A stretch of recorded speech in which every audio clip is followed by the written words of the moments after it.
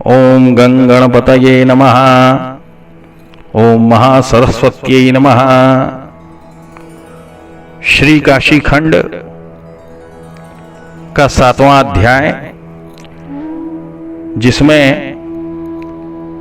अगस्त मुनि के द्वारा एक पुरातन इतिहास कहा जाएगा, उस प्रसंग को कहता हूं कि सब दूसरे मुक्ति क्षेत्र काशी ही की प्राप्ति कराते हैं। काशी की प्राप्ति होने ही से निर्वाण पद मिलता है, अन्यथा करोड़ों तीर्थ सेवन से भी नहीं प्राप्त होता। इस विषय में विष्णु के गणों ने जो शिव शर्मा द्विज से कहा था, वह पुरातन इतिहास अगस्त मुनि अपनी पत्नी लोपामुद्रा जी से कहेंगे। तो प्रारंभ करते हैं श्री काशी खंड का 7वां अध्याय। अथ सप्तमोऽध्यायः सप्तपुरी वर्णने शिव शर्म विप्रकथानक वर्णनाम। 7वां अध्याय सप्तपुरी का वर्णन यहां अगस्त जी के द्वारा। तो अगस्त मुनि अपनी पत्नी लोपामुद्रा से कहते हैं कि या सतये अध्याय में काशी आदिक सात मुक्तिपुरी वर्णन हित ही शिव शर्मा की बात। अगस्त्य की कहते हैं कि मथुरापुरी में ब्राह्मणों में उत्तम कोई एक ब्राह्मण था, जिसका पुत्र महातेजस्वी शिव शर्मा नाम से प्रसिद्ध हुआ।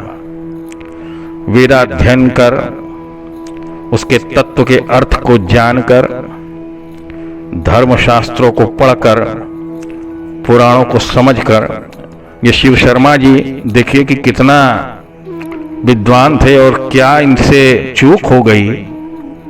बहुत सुंदर कथा है। तो कहते हैं अगस्त मुनि कि एक महातेजस्वी शिव शर्मा प्रसिद्ध थे। वो क्या कि वेदाध्ययन कर, वेद को पढ़कर, उसके तत्व को, अर्थ को भी जानकर, ऐसे बहुत कम होते हैं। फिर धर्मशास्त्रों को पढ़कर, पुराणों को समझकर, वेदों के 6 अंगों का अभ्यास करके, तर्क शास्त्र को मत कर, पूर्व उत्तर दोनों मीमांसाओं की आलोचना करके, धनुर्वेद का विलोडन करके, उसको भी मत कर, आयुर्वेद का विचार कर, नाट्य अर्थात गांधर्व वेद में भी बड़ा परिश्रम कर शिव शर्मा जी अनेक अर्थशास्त्रों की प्राप्ति, अश्व गज चेष्टा का अभिज्ञान करके, 64 कलाओं में निपुणता, मंत्र शास्त्र में विलक्षणता, अनेक देशों की भाषाओं का और विदेशीय लेखों का ज्ञान संपादन करने के उपरांत शिव शर्मा द्विज धर्म पूर्वक अर्थों का उपार्जन करके, यथेष्ट भोगों को भोग कर, सुंदर गुणशाली पुत्रों का उत्पादन कर, और उन सभी पुत्रों को धन बांट कर, फिर अपने यौवन की अस्थिरता को विचार कर, यौवन तो अस्थिर है, क्षण में खंडित हो जाता है।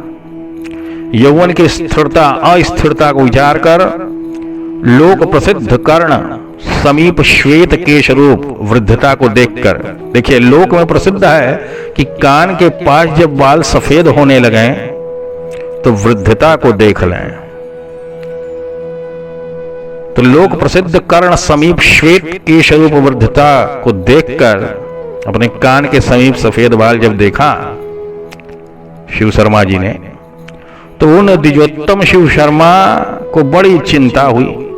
ओह, श्रवण समीप भये सित केशा मनहु चौथपन असौपदेशा, कि पढ़ते पढ़ते और धन का उपार्जन करते मेरा समय बीत गया। शिव शर्मा जी सोच रहे हैं कि पढ़ते पढ़ते और धनुपार्जन करते मेरा समय बीत गया, मेरा काल बीत गया, पर कर्मों के क्षय करने वाले महेश्वर की आराधना नहीं हो सकी। सभी कर्मों को नष्ट कर देना। श्री महेश्वर भगवान शंकर कि जब कर्म ही शेष नहीं रहते तो मनुष्य मुक्त हो जाता है।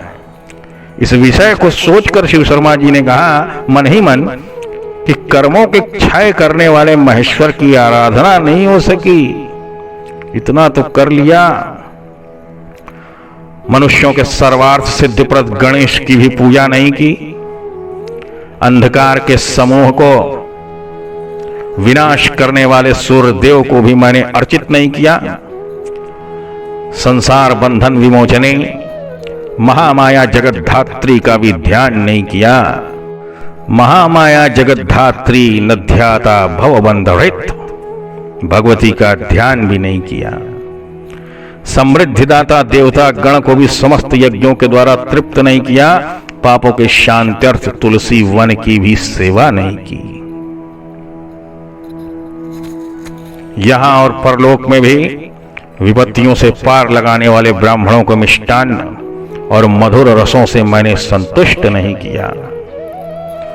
बहुतेरे पुष्प फल से संपन्न स्निग्ध पल्लव सुंदर छाया युक्त वृक्षों की पंक्ति भी मार्ग में नहीं लगाई, जो इस लोक और परलोक उभयत्र बड़े फल को देती है। वृक्ष लगाना बहुत सुंदर बात है। लोक हित में, प्रकृति के अपने हित में जहां से आप संसाधन जुटाते हैं, लेते हैं, ऐसे पृथ्वी के योग्यता के लिए वृक्ष लगाना अत्यंत आवश्यक है और बहुत बड़ा धर्म है। बहुतेरे पुष्प फल से संपन्न सुंदर छाया युक्त वृक्षों की पंक्ति भी मार्ग में नहीं लगाई, जो इस लोक और परलोक उभयत्र बड़े फल देते हैं। मैं इस काल और परकाल में सुंदर वास देने वाली वस्त्र चोलिया और प्रत्यंग भूषण आदिकों से अलंकृत निज पितृ गृहस्थित युवती कन्या सुवासिनियों को उनके मनोनुकूल वस्त्र अलंकार भी नहीं दिया। कभी कन्याओं को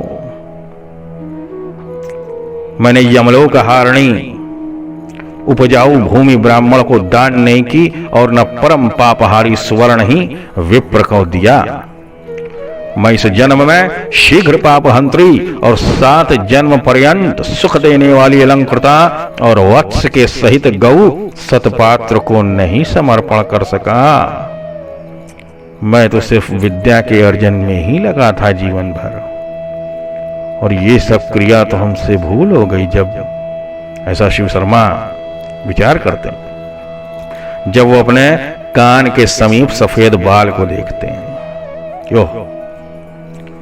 फिर माता के ऋण से उद्धार होने के लिए जलाशय नहीं खुदवा सका और न स्वर्ग मार्ग प्रदर्शक अतिथि ही का संतोष साधन कर सका। यहां पर स्वर्ग मार्ग प्रदर्शक कहा गया है अतिथियों को। अतिथियों को देखकर उनका सत्कार करना चाहिए।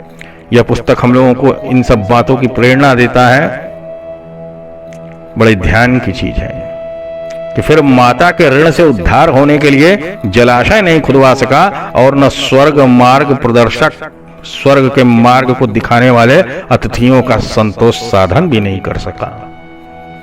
मैंने यमपुरी यात्रा के अर्थ स्वर्ग मार्ग में सुखप्रद छाता, जूता, कमंडलू, लोटा आदि पथिकों को नहीं दिया।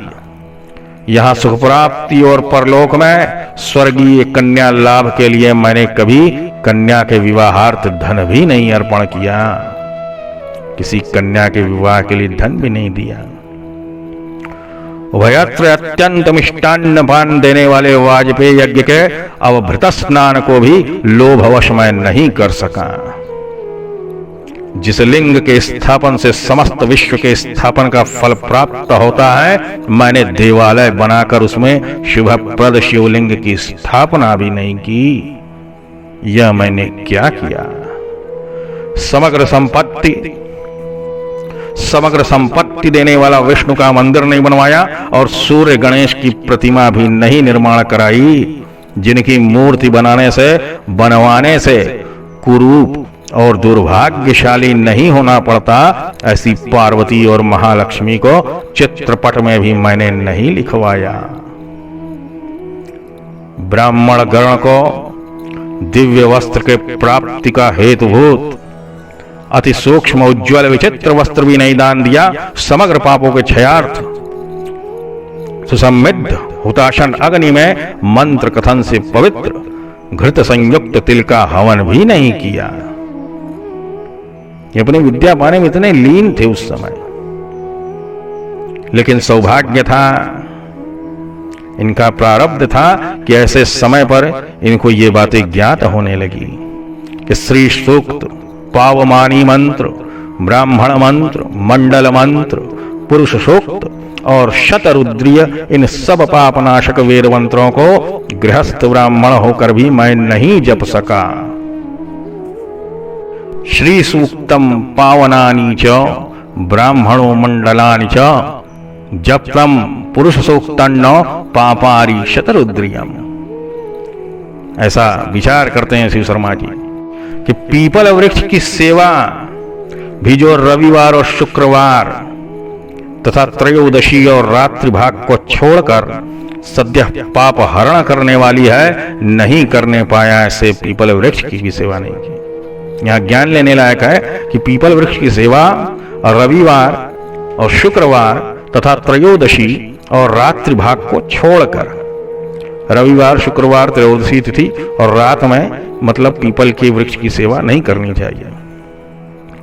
कि पीपल वृक्ष की सेवा भी नहीं की भी, अशेष भोग की समृद्धियों की देने वाली मृदल तोषक और दीवट दर्पण से युक्त शैया का भी दान नहीं कर सका। अज अर्थात बकरा, घोड़ा, भैंस, भेड़ी, दासी का भी दान नहीं कर सका। काला मृग चर्म, तिल, दही युक्त सतुआ, जलपूर्ण घट, आसन, कोमल पादुका, पादाभ्यंग, दीप प्रज्वालन, विशेष पौसरा चलाना, पंखा, वस्त्र, तांबूल तथा अन्य मुख सुगंधि संपादक वस्तु, नित्य श्राद्ध, भूत बलि और अतिथि पूजन इत्यादि तथा अन्य उत्तम दान, इन सब द्रव्यों के दान और कर्मों के अनुष्ठान करने से पुण्यभागी लोग यमपुरी में प्रवेश, यमराज और यमदूतों का दर्शन तथा यम यातना के भोगों को नहीं पाते। सो मुझसे यह सब कुछ भी नहीं करते बड़ा।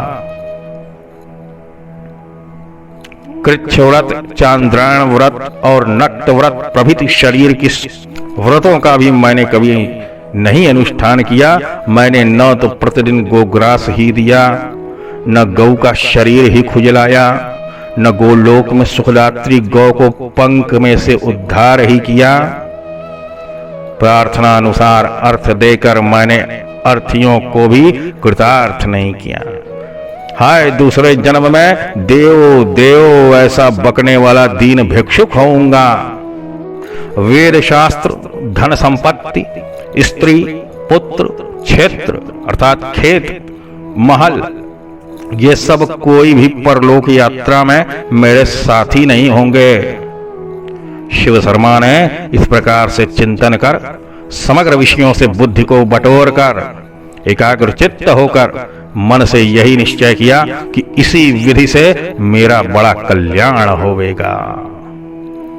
जब तक मेरा शरीर स्वस्थ है, जब इंद्रियां समर्थ नहीं हो जाती, तब तक अपने मंगल की हेतु जड़ रूपा तीर्थ यात्रा को मैं कर लूं।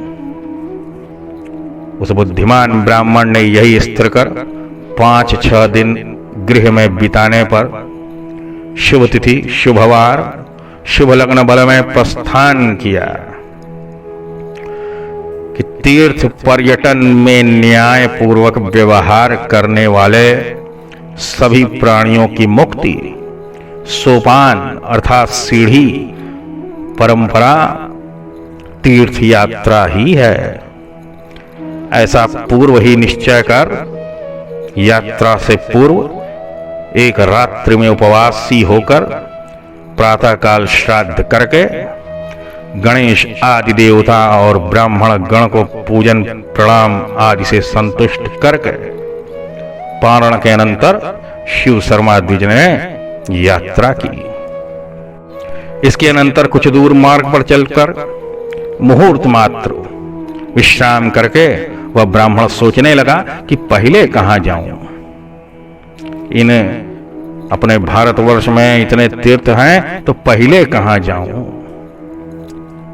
पृथ्वी पर अनेक तीर्थ हैं, आयुष्य भी अस्थिर है, स्थिर नहीं है, और मन परम चंचल है।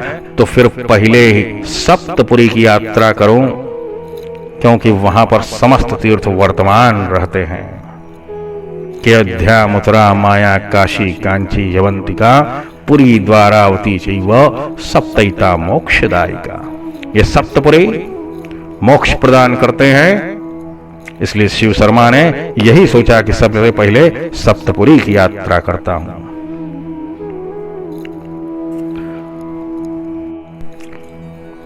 अयोध्यापुरी में पहुंचकर शिव शर्मा जी ने सर्वप्रथम सरयू में स्नान, तदंतर्गत प्रत्येक तीर्थों में तर्पण, पिंडदान आदि करता हुआ पंचरात्र 5 रात्रि निवास तथा ब्राह्मण भोजन आदि कर्म सुसंपादन कर अति प्रसन्न चित्त से तीर्थराज प्रयाग में प्राप्त हुआ। वहां से फिर प्रयागराज की तरफ तीर्थराज प्रयाग में प्राप्त हुआ। माघ स्नान की इच्छा से पहले तीर्थराज को न जाकर शिव शर्मा अयोध्या ही को गया, फिर प्रयाग लौटा, जहां पर देवगण दुर्लभ सीतासित अर्थात गंगा यमुना दोनों प्रधान नदियां विद्यमान हैं। मनुष्य जिसमें स्नान कर पर ब्रह्म को प्राप्त हो जाता है। वह प्रजापति का क्षेत्र सब किसी को दुर्लभ है, परम पुण्य पुंज ही से प्राप्त होता है, अन्यथा धनराशि व्यय करने पर भी तीर्थराज का समागम नहीं घटता। कली और काल को दमन करती हुई शुभा वहा कलिंदजा यमुना में परम पुण्य जला स्वर्ग तरंगिणी गंगा जहां पर आकर मिलती हैं, समस्त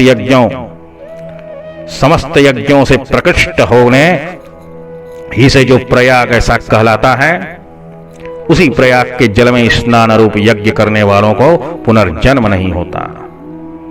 जहां के अधिष्ठाता भगवान शूलटंकेश्वर, वहां स्नान करने वाले जंतुओं को, प्राणियों को मोक्ष मार्ग का उपदेश स्वयं देते हैं। तीर्थराज शूलटंकेश्वर। वहीं पर अक्षयवट भी है, जिसकी जड़ सप्त पाताल पर्यंत गई है। यहां प्रमाण है कि तत्राक्षयवटोप्यस्ति सप्त पाताल मूलवान प्रलये पियमारुह्य मृकंड तनयो वसात। प्रयागराज में अक्षयवट भी है, जिसकी जड़ सप्त पाताल पर्यंत गई है, और प्रलय काल में भी जिसके अवलंबन से मार्कंडेय ऋषि निवास करते हैं। उसे वट रूपधारी साक्षात हिरण्यगर्भ अर्थात ब्रह्मा ही जानना चाहिए, और उसके समीप में ब्राह्मणों को भोजन कराने से अक्षय पुण्य लाभ होता है। जहां पर साक्षात लक्ष्मीपति वैकुंठ धाम से आकर मनुष्यों को श्री माधव स्वरूप से विष्णु के परम पद मोक्ष को पहुंचाते हैं। जिस प्रयाग के संबंध में वेदों ने भी यह कहा है कि सीतासित अर्थात श्वेत श्याम गंगा यमुना दोनों नदियां जहां पर मिली हैं, वहां अवगाहन करने से निश्चय ही अमृत पद मुक्ति प्राप्त होता है।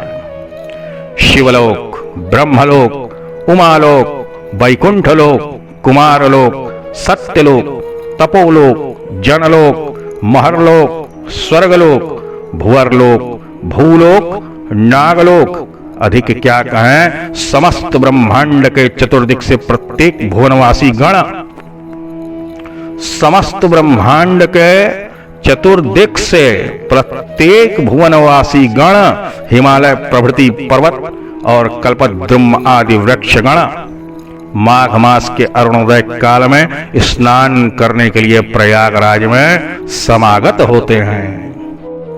दिगंगना गण प्रयाग वायुओं की भी प्रार्थना करती और कहती है, वे प्रयाग के वायु आकर क्या हम सबों को पवित्र करेंगे? क्या कराएं, हम लोग तो पंगु अर्थात लूली हैं।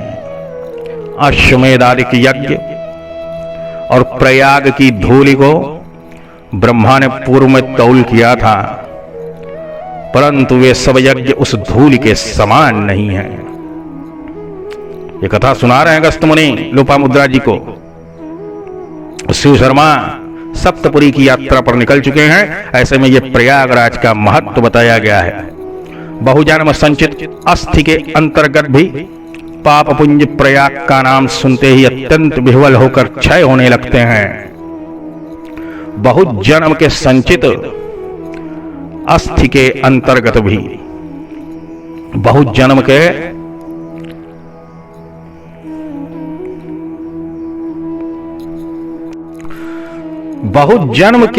अपने जुटाए हुए अपने हड्डी के अंतर के पाप पुंज प्रयाग नाम सुनते ही अत्यंत विह्वल होकर क्षय होने लगते हैं, सब पाप झड़ने लगते हैं। यह प्रयाग ही धर्म तीर्थ, अर्थ तीर्थ, काम तीर्थ और मोक्ष तीर्थ है। इस विषय में संदेह नहीं करना चाहिए। ब्रह्म हत्यादिक पाप तभी तक शरीरधारियों के ऊपर गरजते रहते हैं जब तक वे कलुष विभंजक प्रयाग जल में माघ स्नान नहीं कर पाते। विष्णु के उस परम पद को ज्ञानी गण सदा देखते रहते हैं। इस अभिप्राय का सूचक जो मंत्र वेद में बारंबार पढ़ा जाता है उसका तात्पर्य प्रयाग ही से है। क्यों न रजोगुण रूपा सरस्वती, तमोगुणात्मिका यमुना और सत्वगुणमयी गंगा ये तीनों जहां निर्गुण ब्रह्म प्राप्त कराती हैं, वही त्रिवेणी चाहे श्रद्धा पूर्वक अथवा अश्रद्धा ही से क्यों न हो, एक बार गोता मार लेने से प्राणी मात्र को शुद्ध शरीर कर ब्रह्म मार्ग के प्राप्ति की सीढ़ी हो जाती है। काशी नामनी एक कोई स्त्री त्रैलोक्य में विदित है, जिसके लोलारक और केशव दोनों चंचल नयन हैं। वरुणा और असी ये दोनों नदियां उसकी बाहुयुगल हैं और यह त्रिवेणी जो कही गई है यही अक्षय सुख प्रदात्री उसकी वेणी चोटी है। अगस्त मुनि कहने लगे कि हे सुधर्मिणी, समस्त तीर्थों द्वारा संसवित तीर्थराज प्रयाग की गुणावली को संसार में कौन वर्णन कर सकता है। अगस्त मुनि कहने लगे कि हे सुधर्मिणी, समस्त तीर्थों द्वारा संसवित तीर्थराज प्रयाग की गुणावली को संसार में कौन वर्णन कर सकता है। पापी लोगों के निखिल पाप को जो दूसरे तीर्थों में बलात् प्रक्षालित होते हैं, विशेष करके इसीलिए सब तीर्थ अपने संचित पापों के दूर करने को प्रयाग का सेवन करते हैं। सभी तीर्थ प्रयागराज में जाते हैं कि पापी लोगों के निखिल पाप को जो दूसरे तीर्थों में बलात् प्रक्षालित होते हैं, अन्य तीर्थों में जैसे पापियों के पाप क्षीण होते हैं, कट जाते हैं, ऐसे पापी लोगों के विशेष करके इसीलिए सब तीर्थ अपने संचित पापों के ऐसे जो इकट्ठा हो गया तीर्थों के पाप, तो उनको दूर करने के लिए प्रयाग का सेवन करते हैं। वह सुबुद्धि ब्राह्मण प्रयाग के गुणों को विचार कर वहां माघ मास भर निवास कर वाराणसी पुरी को प्राप्त हुआ। शिव शर्मा ने ऐसे उस प्रयाग में अपना समय व्यतीत किया, तीर्थ समय व्यतीत किया और पुनः फिर काशी में आ गए। वाराणसी पुरी को प्राप्त हुआ। काशी में प्रवेश करते ही उसने देहली विनायक का दर्शन कर भक्तिपूर्वक घृताक्त सिंदूर से उनको अनुलिप्त किया। बड़े बड़े उपद्रव वर्ग से अपने भक्त जनों की रक्षा करने वाले गणेश को 5 लड्डू निवेदन कर तदंतर क्षेत्र के भीतर प्रवेश किया। सर्वप्रथम काशी आने पर देहली विनायक को दंडवत करें, फिर अंदर प्रवेश करें। मणिकर्णिका पर आए शिव शर्मा जी। उत्तर वाहिनी स्वर्ग तरंगिणी को जो शिवगण के समान पाप और पुण्य कर्म से रहित लोगों से भरी हुई देखा, मणिकर्णिका पर उतर गए। जब गंगा का दृश्य देखा, काशी का दृश्य देखा कि हे निर्मल चित्ते गृहीत शुद्ध बुद्धि शिव शर्मा ने सचैल उस निर्मल गंगा के जल में स्नान कर लिया और देव ऋषि मनुष्य दिव्य पितर और निज पितृ अपने पिता दादा और परदादा का तर्पण किया। फिर वह कर्मकांड वित्ता ब्राह्मण प्रथम पंचतीर्थी यात्रा और यथा विभव श्री विश्वेश्वर की आराधना कर बारंबार त्रिपुरांतक भगवान की राजधानी काशीपुरी को देखकर इस स्थान को मैंने कभी देखा है या नहीं, ऐसा विचारता हुआ विस्मित होने लगा। एकदम स्तब्ध हो गए कि आराधना करके समस्त त्रिपुरांतक भगवान की राजधानी काशीपुरी को जब देखा तो इस स्थान को मैंने कभी देखा है या नहीं, यही विचारता हुआ विस्मित होने लगा। कि वाराणसी को देख शिव शर्मा कहने लगा कि क्या तत्व विचार, क्या व्यवहार, चाहो किसी भी प्रकार से हो, पर स्वर्गपुरी काशी की समता अर्थात बराबरी नहीं कर सकती। करेगी कैसे कि स्वर्गपुरी तो विधाता की सृष्टि है और काशी स्वयं ईश्वर ही की सृष्टि है। ये तो विधाता को बनाने वाले ईश्वर की सृष्टि है कि सामान्य मणिरत्नों से स्वर्ग की रचना हुई है और अत्यंत बहुमूल्य रत्नावलियों से काशी का निर्माण हुआ है। स्वर्ग में नानाविध भाव बंधन, पर काशी में वह सब कुछ भी नहीं है। तो फिर काशी की समता स्वर्गपुरी से कैसे दी जावे? असत शास्त्र और ब्रह्म प्रतिपादक शास्त्र में जैसा भेद है, वैसा ही काशी और स्वर्ग में भी है। चित्रगुप्त की लिखी हुई ललाट की लिपि को भी काशी ही खंडित करती है, क्योंकि यहां पुनर्जन्म नहीं होने पाता। इस काशी के जल की शक्ति भी अचिंतनीय है। स्वर्ग में देवगण जिस अमृत का पान करते हैं वह तो व्यर्थ ही है, क्योंकि काशी का जल एक बार भी पी लेने से फिर माता के स्तन का दुग्ध नहीं पीना पड़ता, अर्थात पुनर्जन्म नहीं होता। किंतु अमृत पान से तो यह फल नहीं प्राप्त हो सकता। अमृत पान से भी यह फल नहीं प्राप्त हो सकता। नीति प्रवर्तक महादेव के चिंतन द्वारा त्रिविध ताप से रहित सत्कर्म करता गण इस काशी में अल्प भी सत्कर्म विश्वेश्वर को बिना समर्पण किए कोई कार्य नहीं करते। यहाँ पर जितने भी काशी के गण हैं, लोग हैं कि महादेव के चिंतन द्वारा त्रिविध ताप से सहित सत्कर्म करता गण, सभी सत्कर्म करने वाले जितने काशी के गण हैं, काशी के लोग हैं, इस काशी में छोटा भी थोड़ा भी सत्कर्म विश्वेश्वर को बिना समर्पण किए कोई कार्य नहीं करते। अतः वे सब लोग शिव के पार्षद, नंदी, भृंगी आदि के सदृश सद्य सर्वतो रूप से हो जाते हैं। फलदानोन्मुख प्राक्तन पुण्य भार ही के बल से इस काशी में स्थित प्राणियों को अंतकाल में स्वयं चंद्रशेखर महादेव प्रणव का उपदेश करते हैं। अतएव इस काशी की महिमा कौन नहीं करता। संसारियों के चिंतामणि रूप भगवान शिव मरण काल में अत्रस्त लोगों के कर्णिका में कान में सहसा तारक ब्रह्म का उपदेश करते हैं, इसलिए यह मणिकर्णिका कहलाती है। संसारी चिंता मणिरत्र यस्मात् तारकम सज्जन कर्णिकायाम शिवो विधत्ते सहसांत काले तद्गीयते सौ मणिकर्णिकेति।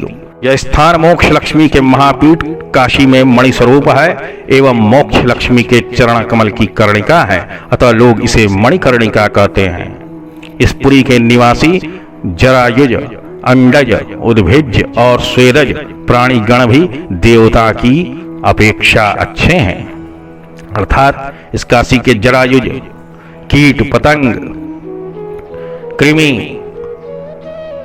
और मनुष्य, वृक्ष, जल राशि, इन सब ये सब देवता से भी अच्छे हैं, क्योंकि इन सबों की मुक्ति हाथ पर रहती है और देवगण मुक्ति लाभ से वंचित रहते हैं।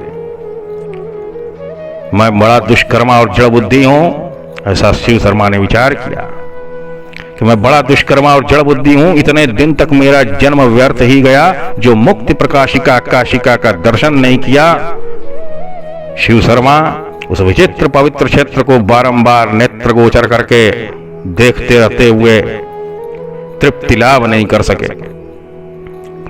उसने चित्त में स्थिर किया कि यद्यपि सर्वोत्कृष्ट निर्वाण पद मुक्ति की देने वाली वाराणसी ही सातों पुरियों में परम श्रेष्ठ है, यह मैं जानता हूं। उसको स्वयं ज्ञान हो गया। मैं विश्वनाथ की कृपा से यह जान गया कि इससे बढ़ के कोई मुक्ति का क्षेत्र नहीं है। परंतु अन्य 4 पुरियों को अब तक मैंने नहीं देखा। उन सबों को भी उनका प्रभाव भी समझकर देखकर फिर मैं यहां अवश्य चला आऊंगा। यह ब्राह्मण 1 वर्ष पर्यंत प्रतिदिन तीर्थ यात्रा करते रहने पर भी काशी के समस्त तीर्थों में नहीं पहुंच सका, कारण कि काशी में तिल तिल पर तीर्थ विराजमान है। वह ब्राह्मण 1 वर्ष पर्यंत प्रतिदिन तीर्थ यात्रा करते रहने में 1 वर्ष रहे वहां पर शिव शर्मा कि 1 वर्ष पर्यंत प्रतिदिन तीर्थ यात्रा करते रहने पर भी काशी के समस्त तीर्थों में नहीं पहुंच सके शिव शर्मा जी, कारण कि काशी में तिल तिल पर तीर्थ विराजमान है। अगस्त्य मुनि बोले कि देवी लोपामुद्रे कैसा आश्चर्य है कि शिव शर्मा अनेक प्रमाणों से काशी क्षेत्र की महिमा जानकर और अंतर्निष्ठ होने पर भी निकल ही गया। हे सुंदरी, सब प्रमाण शास्त्र क्या कराए, महामाया भवितव्यता को कौन निवारण कर सकता है। महामाया की भवितव्यता है। उच्चलित चित्त और जल को विपरीत पथ से कौन चला सकता है। उच्चलित चित्त और जल को विपरीत पथ से कौन चला सकता है, क्योंकि ऊंचे स्थान में स्थित होने पर भी उन देवों का स्वभाव तो चंचल ही रहता है। अनंतर शिव शर्मा क्रमशः देश देशांतरों का भ्रमण करता हुआ कलिकाल से रहित महाकालपुरी में जा पहुंचा, जो कल्प कल्प में अपनी लीला से अखिल ब्रह्मांड को लय करता है। उस काल के भी लय करने वाले महादेव का नाम महाकाल पड़ा है। कल्पे कल्पे खिलम विश्वम कालयेद्यः स्वलीलया तम कालम कलयित्वायो महाकालो भवत् किल। पाप से परित्राण करने के कारण उस नगरी का नाम अवंती कहा जाता है। युग युग में महाकालपुरी का नाम परिवर्तित होने पर बदल जाने से कलयुग में वह उज्जैनी कहलाती है। जिस उज्जैनी में प्राणी मर के शव मुर्दा होने पर भी न तो दुर्गंध को प्राप्त होता है न सड़ता ही है, जिसमें यमदूत कभी प्रवेश नहीं करते, और वहां पर उस पुरी में करोड़ों शिवलिंग पद पद पर विराजमान है, वर्तमान है। एक ही ज्योतिर्लिंग हाटकेश, महाकाल और तारकेश्वर इन 3 रूपों से त्रैलोक्य में व्याप्त होकर स्थित है। द्विजाति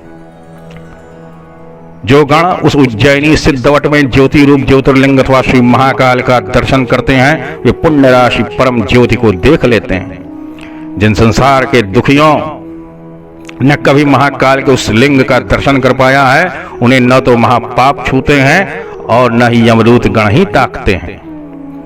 आकाश में सूर्य रथ के घोड़े महाकाल की पताका को अग्रभागों से अपनी पीठ के स्पर्श होने पर अरुण सारथी के कशाघात कष्ट चाबुक के चोट को क्षण मात्र दूर कर लेते हैं। आकाश में सूर्य रथ के घोड़े महाकाल की पताका को अग्रभागों से अपनी पीठ के स्पर्श होने पर अरुण सारथी के कशाघात कष्ट चाबुक चोट को क्षण मात्र दूर कर लेते हैं।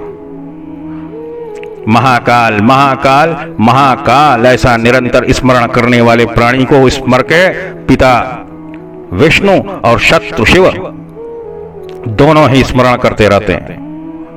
शिव शर्मा ब्राह्मण इस यथोक्त विधि से भगवान भूत भावन महाकाल की आराधना कर तदंतर त्रिभुवन कमनीया कांचीपुरी को प्राप्त हुआ, जहां पर साक्षात लक्ष्मीकांत विष्णु निवासी लोगों को स्वयं यहां और परकाल में निश्चय करके श्रीकांत ही बना देते हैं।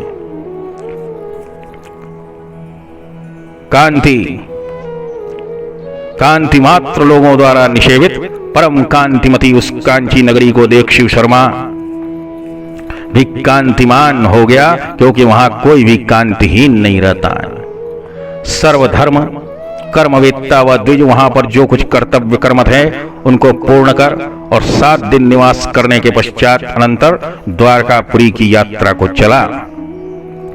तत्ववेत्ता विद्वानों के द्वारा जो चतुर्वर्ग के द्वार चारों ओर वर्तमान रहने से द्वारवती कही जाती है, अहो जहां पर जंतुओं की अस्थियां भी चक्र चिन्ह से अंकित हैं, वहां के अधिष्ठासी लोग यदि शरीर चक्रादि से चिन्ह कर कमल होवें तो क्या आश्चर्य है। यमराज बारंबार अपने दूतों को ऐसा सिखलाया करते हैं कि जो लोग द्वारवती का नाम भी लेते हों उनको छोड़ देना ही उचित है। द्वारका के गोपी चंदन में जो सुगंध है, श्रीखंड चंदन में वह कहां है? उसमें जो वर्ण जो रंग है वह भला सुवर्ण में कहां मिल सकता है? द्वारका के गोपी चंदन में जो पवित्रता है अन्य तीर्थों में उस प्रकार की कहां है? हे दूतगण, सुनो, जिसका मस्तक गोपी चंदन से चिन्हित हो उसे जलते हुए अंगार के समान यत्न पूर्वक दूर ही से परित्याग कर देना। कि हे भट लोगों, जो लोग तुलसी से भूषित, तुलसी के नाम जपने में तत्पर और तुलसी वन के रक्षक होवें, उन्हें भी दूर ही से त्याग दो, प्रणाम करो। समुद्र युग युग में द्वारका की रत्नावलियों को उपहरण करते करते आज भी जगत में रत्नाकर कहलाता है। द्वारका के ही रत्नों से जो प्राणी कालवश द्वारका में मरते हैं वह बैकुंठ में पीतांबर पहनकर चतुर्भुज विष्णु हो जाते हैं। शिव शर्मा ने आलस्य रहित हो द्वारका में और उसके प्रत्येक तीर्थों में स्नान कर देव ऋषि और पितरों का तर्पण किया। तदंतर वह पापकारियों से दुष्प्राप मायापुरी में जा पहुंचा, जहां पर वैष्णवी माया पाश से फिर नहीं बंधन करती। इस स्थान को कोई कोई हरिद्वार कहते हैं, दूसरे मोक्ष द्वार बतलाते हैं, अन्य लोग गंगा द्वार कहते हैं और कोई कोई मायापुरी के नाम से पुकारते रहते हैं। गंगा इसी स्थल से निकलकर पृथ्वी में भागीरथी नाम से प्रसिद्ध हुई हैं, जिनके केवल नाम लेने ही से पाप राशि सहस्रधा विदीर्ण हो जाती है। लोग इस हरिद्वार को बैकुंठ की अकेली सीढ़ी कहते हैं। अकेली सीढ़ी है बैकुंठ की। यहां पर स्नान करने वाले मनुष्य विष्णु के उस प्रसिद्ध परम पद मोक्ष को प्राप्त होते हैं। द्विज सप्तम शिव शर्मा वहां पर तीर्थ उपवास और रात्रि का जागरण करके प्रातःकाल गंगा में स्नान करके और तर्पणीय पितरादिकों का संपूर्ण रूप से तर्पण करके जो ही पारण करना चाहें त्यों ही शीत ज्वर से आक्रांत होकर वह बड़ी आतुरता से कांपने लगा। एकाएक उन्हें ज्वर हो गया वहीं हरिद्वार में। एक तो अकेला विदेशी, दूसरे ज्वर से अत्यंत पीड़ित, बुखार से अत्यंत पीड़ित होकर वह ब्राह्मण बड़ा ही चिंता मग्न हो गया और विचारने लगा कि यह क्या उपस्थित हो गया। अगाध महासमुद्र में पोत भंग हो, जहाज टूट जाने से सांयात्रिक जहाजी तिजारती किन्नाई चिंतारणों में निमग्न होकर वह ब्राह्मण जीवन और धन से निराश हो गया। निराश हो गया कि ज्वर आ गया, काशी कैसे प्राप्त होगा।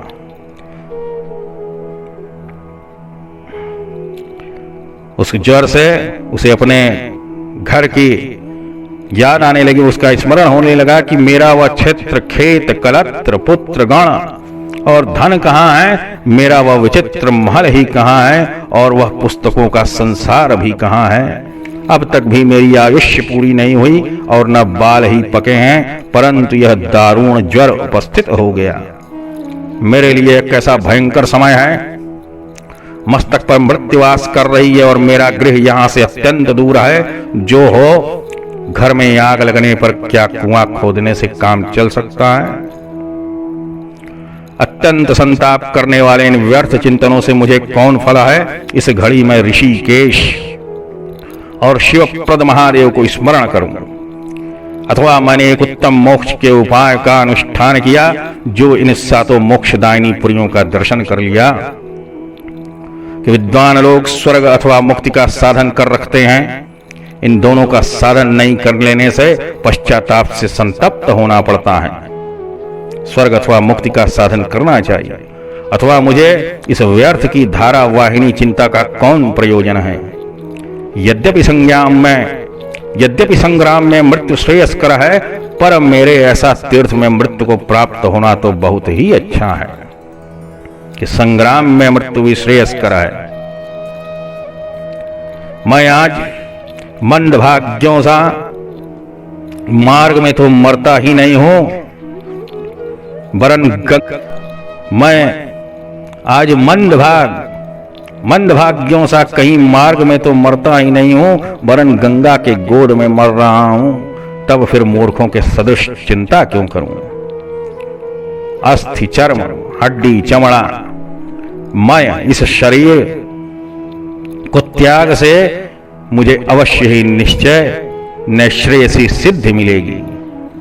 इस प्रकार की चिंता में ग्रस्त शिव शर्मा को अति दारुण दुख उपस्थित हो गया कि कोटि वृश्चिक दंशन अर्थात करोड़ों बिच्छू के डंक से जो अवस्था होती है, कोटि वृश्चिक दंशन इससे जो अवस्था होती है, शिव शर्मा उसी दशा को प्राप्त हो गया। स्मरणीय सभी बातें भूल गई। मैं कहां हूं, कौन हूं, यह ज्ञान भी उसका जाता रहा। 14 दिन इसी प्रकार से रहने पर शिव शर्मा पंचत्व को प्राप्त हुआ और उसी समय वैकुंठ से अत्यंत ऊंचा गरुड़ ध्वज से चिन्हित किंकड़ी जाल से मंडित अति विशाल विमान आकर उपस्थित हो गया। उस दिव्य विमान पर कौशेय वस्त्र को पहनकर हाथ में चामर और पंखा को धारण किए हुए सहस्रों सुर सुंदरियों से युक्त पुण्यशील एवं सुशील ये दोनों ही विष्णु के पारिषद, शील एवं सुशील, पुण्यशील एवं सुशील ये दोनों विष्णु के पार्षद हैं। चतुर्बाहु रूप से विराजमान विष्णु के पारिषद प्रसन्न वदन चतुर्बाहु रूप से विराजमान थे। शिव शर्मा तुरंत इस पार्थिव भौतिक देह को त्याग कर उस विमान पर चढ़कर दिव्य भूषणों से भूषित होकर पीतांबर पहनकर चतुर्भुज रूप आकाश मार्ग को अलंकृत करने लगा कि बरनी सातो पुरीन के मोक्षदान की बात, तेहि प्रसंग शिव शर्म की कही कथा विख्यात। इस प्रकार श्री स्कंद पुराण के चतुर्थ काशी खंड के पूर्वार्ध भाग में भाषा टीका सप्तपुरी वर्णम नाम 7वां अध्याय पूर्ण होगा। कृष्ण स्कंद पुराणे चतुर्थे काशी खंडे पूर्वार्धे भाषा टीकायाम सप्तपुरी वर्णनम नाम श्री सांब सदाशिवार्पणमस्तु। नमः पार्वती पतये। हर हर महादेव।